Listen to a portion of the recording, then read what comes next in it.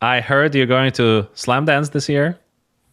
Yes. My second feature film, A Story About You, is making its world premiere at the Slamdance Film Festival later this month. I'm excited. I think right now we have two screenings, and then it'll also be available virtually. And I can also give you the screening dates as well. But yeah, it'll be in Los Angeles. I'm excited, and it's a dream come true to be a part of Slam Dance. Yes, that's definitely a dream. And the moment I saw you first, I was going through Slamdance website, and then I saw your name. I was like, wait a minute, I know this guy. Then I go to your Instagram, and then there's this once in a 10-year post that you made, and it talks about that you're going to Slamdance. I was like, wow, I gotta talk to this guy, and I'm so excited. And before we dive into the depths of the story or the depths of your career or the depths of your life journey, for that matter, I just wanted to ask you: is there anything that made you smile today, or perhaps even laugh? Two things. Well, my wife is 35 weeks pregnant, so Wow. we're getting closer. Yeah, so we're getting closer to our little one being here. And I saw a funny article on ESPN. It was a boxing match last night, and one of the fighters was wearing a toupee, and they got knocked off during the fight. So that gave me a really good laugh. So, so yeah, that really made my day. Nice, nice. So that's amazing. You're not just having your feature film, you're also having sort of a live project, your baby coming on the way. It's amazing. Two things at once. That 2026 is definitely started strong for you. Yeah, yeah, that's the. So I won't be in LA for the Slam Dance premiere, but my daughter's world premiere, I'll be waiting for her. So yeah, it's an amazing feeling. Yeah, that's definitely more important than anything else in the Mhm. world at the moment. When was the first time that you decided to tell stories? You decided to make films? Maybe 2008, 2009. Hmm. I was for sure a junior in college, and my friend group during college, they all knew what they wanted. They all had their path in life. So I know two of them was studying like sports medicine and wanted to be doctors, and they were like 4.0 students, so they knew exactly what they wanted to do. And just me hanging around them, I was like, I need to figure out, or at least have some form of a plan or a path that I want to choose. So I'd always had a passion or a liking for communication arts, and it really just I just really got in there and got really granular and said what specifically. And I think I was just like, well, I have a captive imagination. So filmmaking was really the thing that just kind of grabbed me. And ever since then, ever since making that decision, it's been my passion. And I've just now, was it 2000? Yes, past almost 20 years now. It's been my mission in life to pursue it. And I'm lucky to still be on that path. So Is there um, is there a particular like moment in time, the place that you've been, like how hot it was in that room or whatever, that you would think that it's that moment where you started to make, when you decided to make films? the place, it might have, I would probably say the place might have been at the CW network, Mm, probably in 2010. Probably just being, probably like either on my way to or from a shoot. Of course, Jeremy, yeah. our roommate. But like we just, coming out of college, we started working at the CW network. So probably just like on our rides, either from covering like a press junket or a screening for a film, it's kind of maybe got the bug of just like, oh, we could do this. And so it's probably like around 2011, 2012, I would assume, when that feeling really hit to like pick up a camera and do something, that, actually, create, have an idea, come up with it and execute upon it.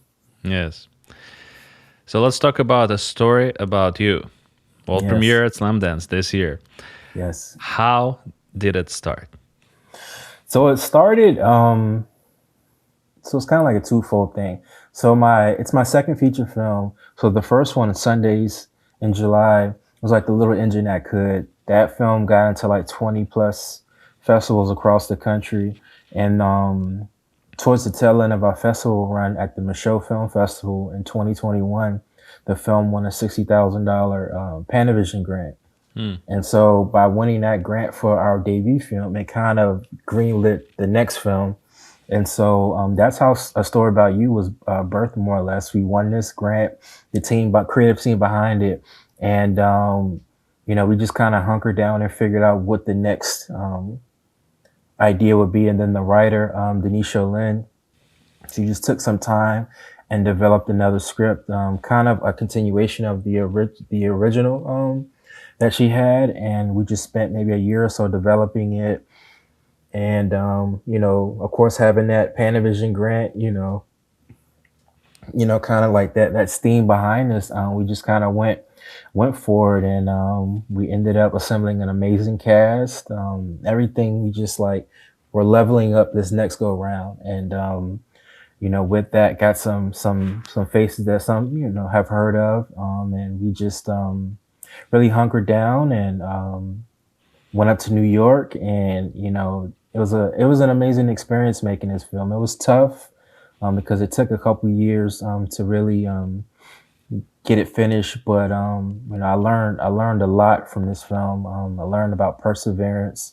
Of course, working with larger budgets, bigger casts, more name talent, and it was all things that I definitely felt prepared for. Having dating back to our days at film school, it's the same thing, same process. A lot of the things that we learned and executed in film school, I took it and simplified making a feature, because a lot of people think making a feature is daunting, and it can be, but if you can find a way to simplify it to a place to where you can manage it, you'll get through it.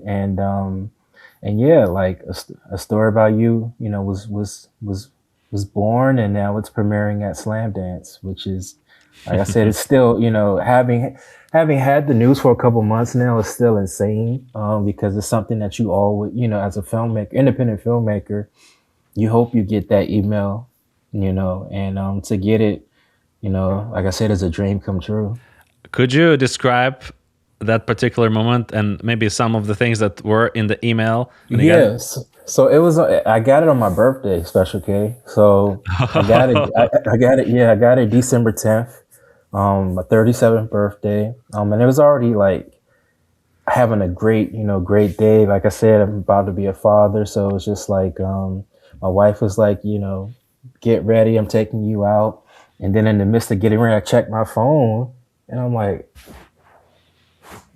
action required, like, and it's an acceptance, and it's very detailed. Like, the Slam Dance team is like very detailed, so it's very thorough, and they've just been amazing. Like, we've got to meet some of the organizers. We've had Zooms where we kind of get to listen to the stories of past Slam Dance filmmakers, and they kind of bridge the gap of what to expect.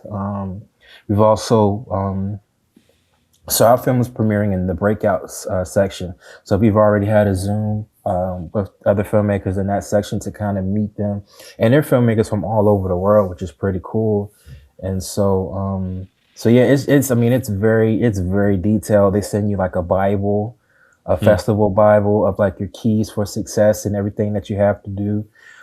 So like I said, it's very thorough, but also like that feeling, man, was just, I was on cloud nine, because it was just like this is like, I was already like, my birthday was already going, amazing, and to have, get this email on my birthday, it's the biggest, one of the biggest accomplishments yet, and receive it on that day was like amazing. Yeah, that's nothing short but destiny. Yeah, yeah. Birthday, Slamdance, baby. It's crazy. So, is there any particular story from making of the movie, from the set, perhaps, that you could share that stands out? Just the camaraderie that we had. Like for this, like my crew Hmm. was Jeremy, of course, as the cinematographer, and then we had one of my good friends, Amani Washington. He was camera operator, second unit DP, everything. But really, in terms of like the actual crew and the technicians that actually made it, it was just the two of them. And I did the sound myself, mixing and booming myself. So really, just the us three, and then them, specifically those two with that big Panavision, was insane to see them. Because I mean, like when you put on like someone, like we had a zoom lens from Panavision, and that lens is like the size of a table. So it's just like and then fully loaded when it's on the camera, and like all the fixes are on it. I would say that setup is easily 120-30 pounds, so it's hard to move it. And so just just seeing them lug that camera around, have to get into tight spaces with it. Yeah, it was a true testament because they worked hard. So just like my memories are just those two just willing and dealing with that camera, and having that gigantic zoom lens on. I have to send you a picture. It's like when that zoom lens is on, like that camera is like, it's like a boulder. You're not moving it, and but they were like so efficient in terms of like the different setups that we had. And yeah, like I said, just having a crew, really a crew of three people was again was insane, but we made it work. And I think that's my fondest memory of us just working together and getting it there. And I feel like it also having such a small crew helped the actors. It wasn't like overwhelming for them. Like it's like, oh, it's not that many people. Like I feel like it made us more as a collective more intimate. And we didn't have a lot of time to shoot this film, so I think the during the original shoot schedule, it might have been 8 or 9 days, and then of course as we went on, we had like some additional days. But originally it was we were moving fast. So I applaud our entire cast and crew, because we had to move fast in order to get this in the can. Was it what time of the year was that? Was that This was fall. Yeah, fall? this was in the Hmm. fall. So yeah. Okay, it's not like crazy hot it gets in summer. No, yeah, no, it was like it was comfortable, like nice cozy fall weather, Hmm. not too cold, not too warm. It was right there, so like that helped as well, shooting in the fall. So during making of this movie, what are some of the lessons that you learned for yourself that you think you'll apply for your next movie? You have to advocate for your vision, at times, not just in production, but also in post production, and just as a whole. Like everyone has to be their biggest advocate. Um, like I said, it only works if you're a team, as if a team player. So like, us being able to band together, and being on the same page was crucial. Um, and certain things, like you really just have to focus on getting the meat. Like I Mm. know a lot of times, like you have to get the necessities, in order to make your film. So like you can't waste a lot of time. Like you can't be too precious and be like, oh, this shot is my dream shot. Like if you don't have the time to get it, but you know that you have to shoot 10 pages, 10 additional pages that day, you have to sacrifice that, and think about the bigger picture. So I think the biggest thing is just the confidence in knowing that I can shoot in such a confined and tight schedule, and still come out with a with a beautiful film, and just like having great collaborators and empowering them. I think is something that you always want to take into productions, because if not, it wouldn't have worked. Yes. I want to step back a little bit and talk about your inspirations. And this question I ask myself from time to time, but now I wanted to ask you: is there a movie that you watched more than 3 times? Uh, Yeah, that always you come back to in your mind when you're writing or when you're making films? yeah. It's Barry Jenkins' Medicine for Melancholy. Hmm. That's the film that does it for me. Every time I watch it, it's like watching it for the first time, and it just centers me. That's kind of the film, the feature film that kind of set me on like my pathway in terms of making features, because that film, of course, is written and directed by Barry Jenkins, and the cinematographer was James Laxton, and that's the same crew, crew that went on to do Moonlight, If Bill Street Could Talk, Underground, the Mufasa picture. So it's just like it always keeps me grounded. One when I actually saw the film, when it initially came out, it was a film that one of my professors in college had told me about. So this is around the time when it had just premiered at South by Southwest in Toronto, and he had told me about it. And so that film like has been in my life for like as long as I wanted to be a filmmaker, and just to see how Barry his career has progressed since and where he started. That was kind of the Medicine was like the film that was just like, okay, you can start small and you can build and work your way up. And it's just always a reminder of humble beginnings. But if like that same level of passion is there, it can transcend, any limitations that you may have in terms of equipment, cameras or what have you. And it'll, and like I said, it'll carry with you from film to film, and even at where I am now, from making Sundays in July to A Story About You, I'm seeing like the same things. Like I said, the same techniques and things that I, started working through in film school. I've been able to carry with me, and me and Jeremy have been able to continue to build. That's the movie that I haven't seen for some reason. I feel like I watched every single movie on earth, but this is definitely on my list. I just put it down. I'm gonna watch it next.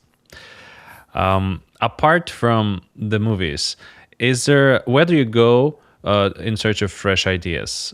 Is there particular works of art that inspire you, or places you go to? Anything really? I would say for me, it's been Sankofa Bookstore on Georgia Avenue in Washington D.C. It's where I've gotten my most recent film knowledge and just like life knowledge as well from renowned filmmaker Haile Gerima. Who's he made Sankofa, he's made Ashes and Embers, Harvest 3000, Taser. He has a new film coming out that's about to premiere at Berlin. Black Lions, Roman Wolves. So like that bookstore to me is everything. Like I just Jeremy and I last year we spent 6 weeks with him. He had a workshop, and it was incredible. It changed my life. It changed like my way of thinking, and it just kind of renewed me because this film, renowned filmmaker from Ethiopia is almost 80 years old, but he's so energetic and so passionate, full of passion, and just his students and like his tree of he's who he's responsible for, and having birth. You're talking about like Bradford Young, cinematographer, who was one of our instructors. Spent time with us. Ava DuVernay was there. Alan Ferguson was there. So his son Marari Jarima was there. His wife Sharikiana, who's an amazing documentary filmmaker. Daniel Williams, who's one of his students. So just like the energy there, like it's a place where like it's a small bookstore in Washington D.C. But it's everything. It's everything to me. So like whenever I need to be restored, and like that 6 weeks really restored me. as a filmmaker, and also more so as a person.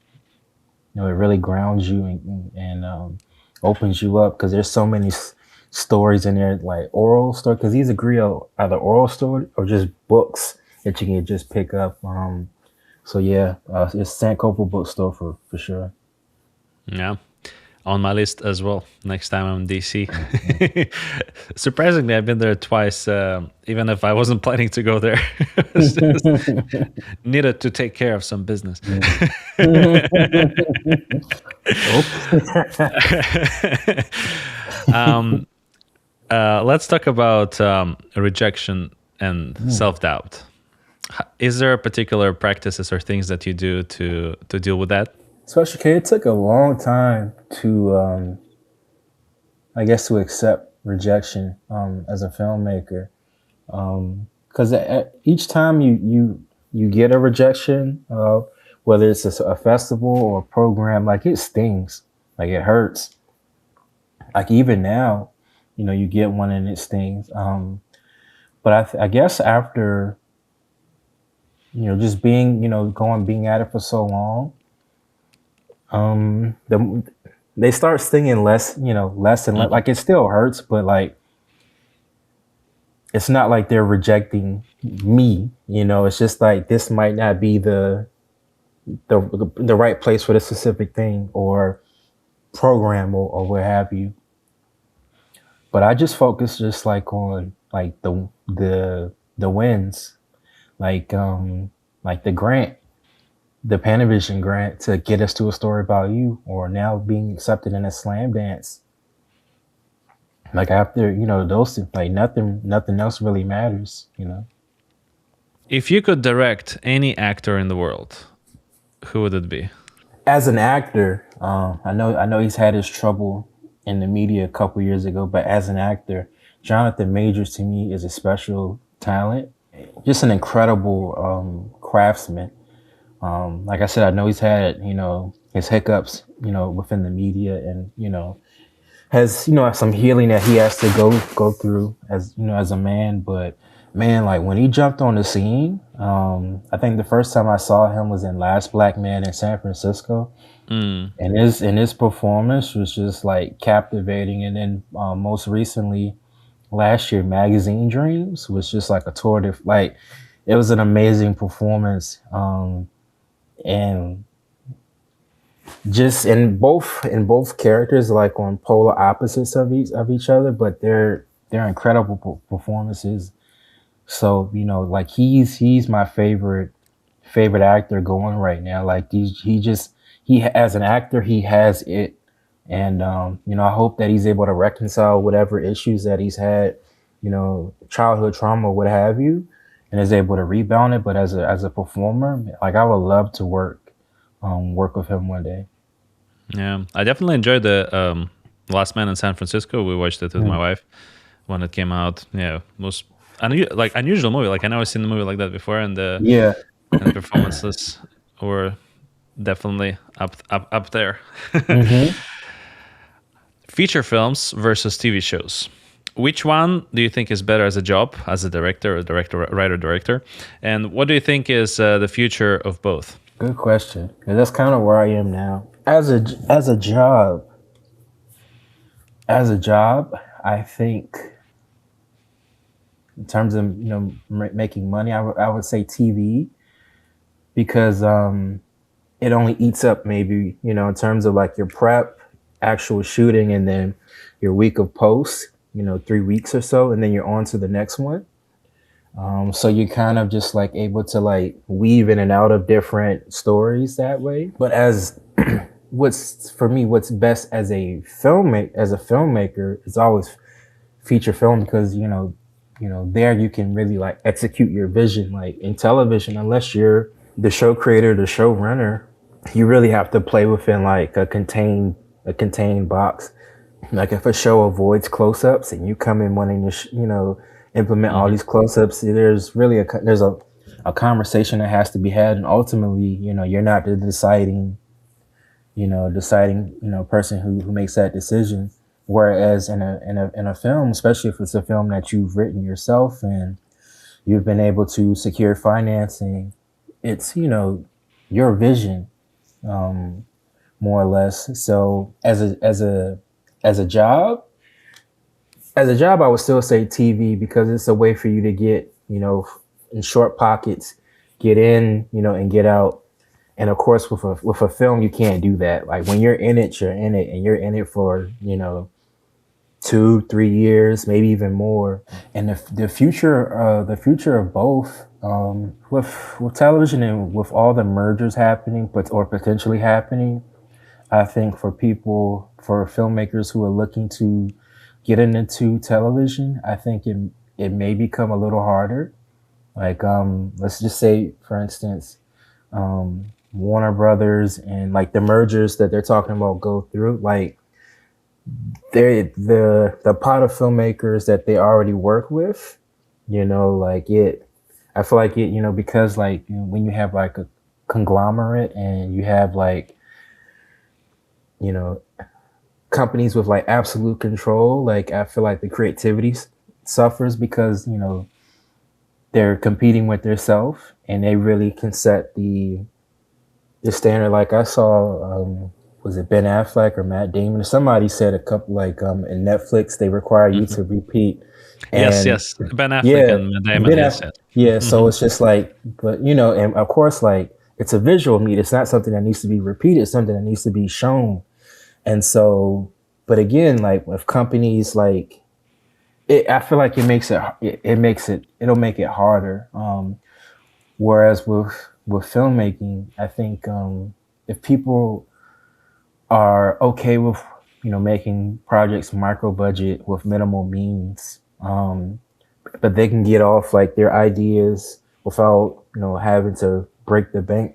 I feel like there's definitely still a future there for filmmaking, and because like I said, I was asked this question the other day, and I was like, I really don't have an answer with what the future, the future of Hollywood, is. But I was just like, for me as an independent filmmaker, I still think it's bright because I figured out a way to make projects that don't cost a whole lot, but have great production value, great appeal, and they. I've kind of figured out what works for me, and so as long as I have that mindset, and you have collaborators that have a similar mindset, we'll sacrifice like our pay rates because we believe in this. So instead of this is what my rate is, they'll come slightly because they understand and see the bigger vision of what the project is, and they want to see it exist. So as long as you have people that have that mindset, I think the future of filmmaking is bright, and I'm excited for it. Whereas television, I really don't know. Like I would love to get into episodic television as a career thing, while also still like being firmly cemented in independent filmmaking and being able to make my own films. But it's especially right now, it's really tough to really know what the future of TV is. And I honestly, especially since I'm not in Hollywood, I'm all the way in Maryland in the DC and Baltimore area. Really, all I have is independent filmmaking, and for right now, I'm okay with that. What are your thoughts on AI taking over the film business, and how does it affect your thinking, or like how does it affect the when you come and sit down to write your screenplay, knowing that there is this thing happening and people can create a movie in a click of a button? Just like with anything, as long as you use like everything is good within moderation. Like I would never use AI to click and have them write a script for me. But like what I do use it for is like Grammarly, like so for like Hmm. making sure like everything is like you know proper like punctuation and all that. Like that's the extent to which I use AI. But I would never like, hey, this is my idea, make a like I would never do that. And I feel like one thing, like I don't think AI will ever be able to touch like human to human interaction and also like emotion. Hmm. and also really like understanding like backstories and character development. So I think again, as long as you use it within moderation, you'll be. But if you rely on it, then I feel like it starts taking away from like the our practice of why we went to school, why we studied, Hmm. you know, why we were making the mise en scene, films back back in the day, or our continuity. Like I feel like Beats, Paul beats, Warner. yeah, Paul, yeah. Like I feel like it just destroys like all that we spent time, and also like me, it just I feel like it just destroys everything that we learn, and Hmm. everything I guess has to be perfect, and I like the steps that we took, Yes, yes. And to the AI thing, I think that always comes back to this. Why should I care what AI wants to tell me? Because I'm not AI, and I'm not aspired to be an AI. I'm a human being, and I care what other human beings feel and experience and what they want to share with the world. And that's why I feel like the stories that made by real people, that they will connect more. Surely there's going to be tons of films made by AI, but still the best films would be made by human beings, like the top 10, the Oscars, the Slamdance, the Sundance, everybody. They're going to be making by real people who with real problems and real stories to tell. yeah. Yeah. If you were, let me challenge your creativity a little bit. If you were an extraterrestrial from a perfect world where everything is in harmony, and now you come to our world with all of its issues, what would be the one thing that you'd fix? I would fix childhood trauma to be able to overcome something. It's like a film in itself, like overcoming that obstacle, Hmm. and coming out on the other side of it. So that's a good question. Would I want to fix that for people that who dedicate their lives to overcoming? Yeah, I'll stick with that answer. I'll stick with yeah. That's a good one. That's a good one. All right. Now we're coming to the end of the conversation. And I want to ask you about your obsession of the week, something that you've been obsessed with for this past week, during this past week. Could be a book, a movie, anything really, a brand of toilet paper, Any, anything. My obsession. So we got like 2.5 feet of snow. So my obsession with last week was not slipping, and most importantly, it was my wife. My wife not, because she's pregnant, not slipping on any ice. So my obsession last Monday, I spent like 6 hours shoveling snow. I'm telling you, man, like when you're like, I was like very protective. I was like husband and like dad mode. So like I was severely dehydrated. When I came back in the house, I was severely dehydrated. So yeah, my obsession was like getting rid of all this snow, because I didn't want my wife to slip and fall. But luckily, her job, like she was at home all week. She didn't have to go in. So my obsession, um, it didn't. I guess it paid off, but like in the moment when I was shoveling all that snow, I was thinking that she was gonna have to leave the house, and she didn't have to. But so I spent a lot of like trying to rehydrate. But that was my obsession, was getting rid of the snow last week. Yeah. You're doing some Rocky Balboa training. Yeah, it's like chasing the chicken. Yeah, Nice, nice. Life in Maryland. yeah. You know what? I really miss snow because I've been in California since 2016 and I've seen snow maybe like two times. Yeah, well, this snow special K, I don't know. It's probably the most we've had in a long time, and Yeah, now I it's heard that. I heard yeah, that. yeah, it was a lot. Crazy, crazy. All right, Joseph. Is there anything else that you'd like to add? Anything that I missed?